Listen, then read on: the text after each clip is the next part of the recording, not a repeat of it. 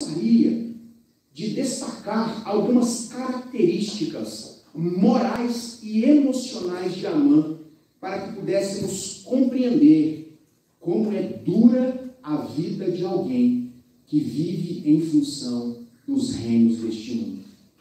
O texto nos apresenta Amã como sendo, em primeiro lugar, um homem autocentrado. Por autocentrado, nós entendemos alguém que tem em si mesmo o centro de todas as coisas. Eu sou um fim em mim mesmo. Uma espécie de antropocentrismo. E sabe, irmãos, por que isso é complicado? Porque o antropocentrismo traz consigo implicações, características muito profundas para a moral do sujeito, para a vida emocional deste sujeito. Características essas que podem ser percebidas em Amã, tais como egoísmo e orgulho. Nós podemos chegar à conclusão com base na instabilidade emocional de Amã. O texto nos diz que ele estava felizão lá na festa, já tinha tomado todas, comido o que tinha de melhor, e ele estava radiante.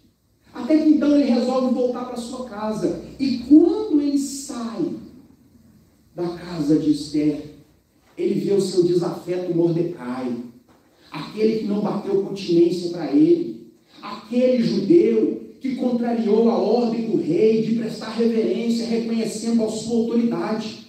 E embora Amã tenha sido reconhecido pelo rei Assuero, porque Assuero, não sabemos porquê, resolveu honrar Amã, promovendo Amã a uma espécie de primeiro-ministro do Império Persa, colocando ele acima dos príncipes das províncias. Então ele foi reconhecido pelo rei, foi reconhecido pela rainha, foi reconhecido por todos os súditos que se curvavam diante dele, reconhecendo a sua autoridade. Mas bastou não ser reconhecido por Mordecai, que o homem ficou transtornado. Veja o que diz o verso 9.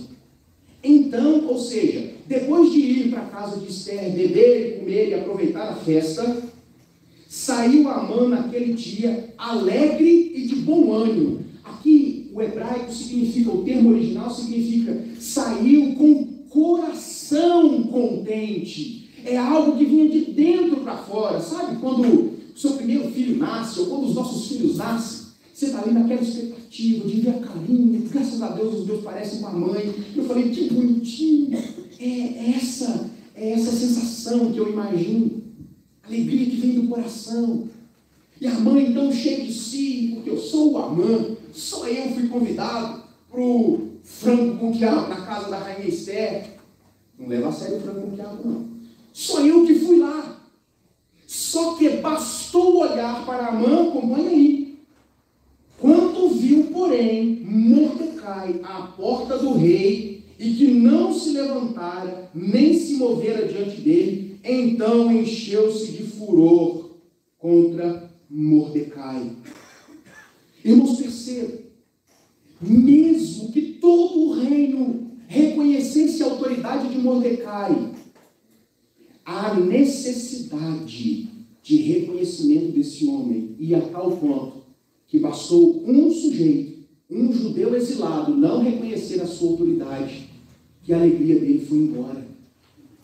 Quando nós vivemos em função dos reinos deste mundo, as alegrias que temos, os reconhecimentos que temos são efêmeros, são passageiros, não se sustentam. Ao comentar esse texto, Ian Duggett faz a seguinte afirmação. Ele, no caso Amã, saiu da festa esfuziante, não apenas por causa do efeito do álcool, mas também por causa dos efeitos excitantes do prestígio. O que Amã desejava acima de tudo não era apenas o prestígio, mas em primeiro lugar, ser visto como alguém de prestígio. A necessidade de reconhecimento pelas pessoas é um retrato de alguém autocentrado, orgulhoso, egoísta. Claramente características evidenciadas em Amã. Alguém que vivia em função dos reinos deste mundo. a sua vida, os seus planos, os seus objetivos, o seu reconhecimento era o seu próprio reino. Por isso que a vida de Amã, as suas atitudes poderiam ser descritas como a expressão que venha o meu reino, muito diferente da expressão bíblica que venha o reino de Deus. Existe algum problema em ser reconhecido? Porque pense comigo, talvez a essa altura você esteja pensando, pastor, mas eu já quis ser reconhecido pelas pessoas. E quando as pessoas não elogiam a gente? E quando as pessoas estão nem dando bola para o esforço da gente, para o trabalho da gente? Existe algum problema em ser reconhecido ou ainda em desejar o reconhecimento, irmãos? É claro que não. O reconhecimento público não é necessariamente ruim, desde que ele não seja um fim em si mesmo. Se o reconhecimento daquilo que nós fazemos de bom é para a glória de Deus, aponta para aquilo que Cristo fez no nosso coração, este é um desejo lícito, desejável. Se aponta para a glória de Deus, é algo que nós devemos não apenas esperar, mas pedir para Deus. É ser um meio pelo qual a grandeza de Deus se manifesta para as outras pessoas. Tá, mas a linha que divide o desejo legítimo pelo reconhecimento e o anseio pecaminoso, eu preciso confessar que é extremamente tênue. Então, como saber se o nosso desejo de reconhecimento, se o nosso desejo pela aceitação, se o nosso desejo de sermos conhecidos e reconhecidos como alguém que produz, que é alguém de fato bom, não é um desejo pecaminoso?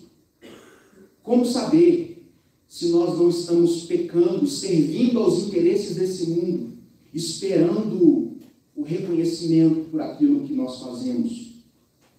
O nosso desejo não será lícito quando o nosso reconhecimento se transformar em um fim e não em um meio.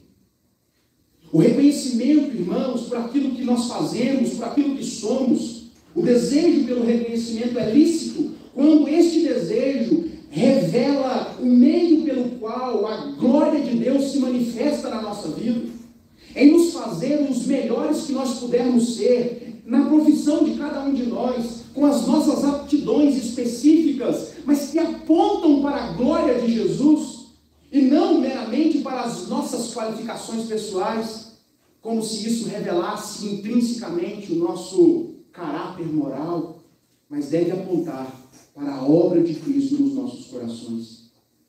Mas existe ainda um segundo teste. O nosso desejo não será lícito quando nós desejamos ser reconhecidos, não por quem somos, mas por aquilo que Deus é. Irmãos, nós somos a imagem e semelhança de Deus. O ser humano foi criado, diferentemente de todas as outras criaturas, com uma característica inerente que o distingue. Apenas a nós foi dada a imagem e semelhança de Deus. Mas isso não nos torna deuses. Nós precisamos entender quem somos. Nós precisamos entender quem Deus é.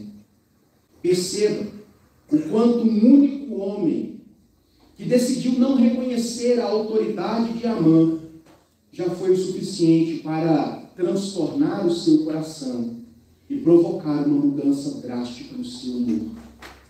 Note que a vida de Amã era determinada pela maneira que as pessoas o reconheciam e não por aquilo que ele de fato era. Quando nós estamos reféns dos interesses dos reinos deste mundo, nós nos preocupamos muito mais com aquilo que as pessoas pensam de nós do que com aquilo que Deus pensa de nós.